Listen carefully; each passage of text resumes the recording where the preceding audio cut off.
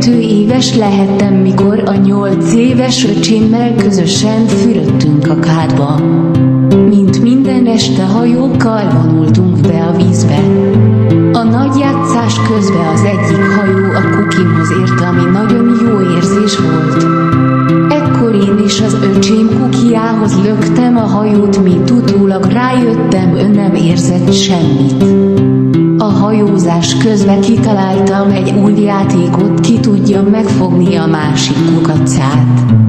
Ezt kb. 2-3 percig játszottuk, mikor az anyukánk szólt, hogy már szálljunk ki a vízből. A fürdés után a közös szobánkba kerestem a ruhámat.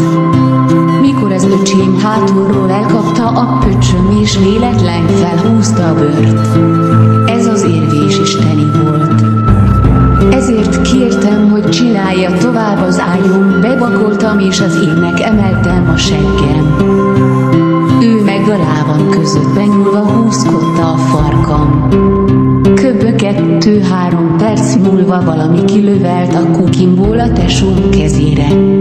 Erre ő azt hitte, hogy lepisíltem a kezét, és elrohant kezet mosni.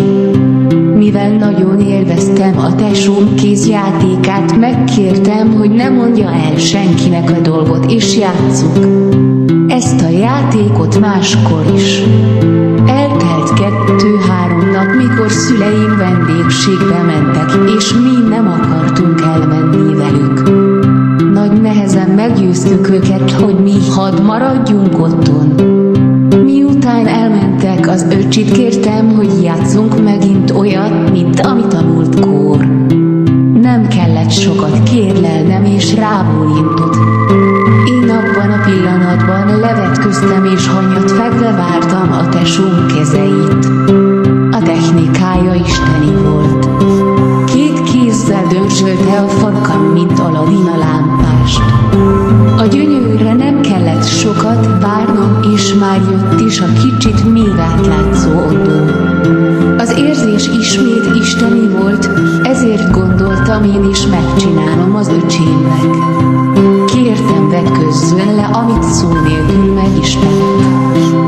Ekkor finoman elkezdtem húzkodni neki a kis kukiát, amit ő hagyott, de nem élvezte úgy, mint én ez. Előbb. Valami arra késztetett, hogy vegyem a számba kis fütyjét, ami számomra nagyon izgató volt. Igaz, még nem volt ettéren tapasztalatom, és visszagondolva elég béna is voltam, de nekem akkor ez az úgynevezett szopás nagyon bejött. Hát így sikeredett a második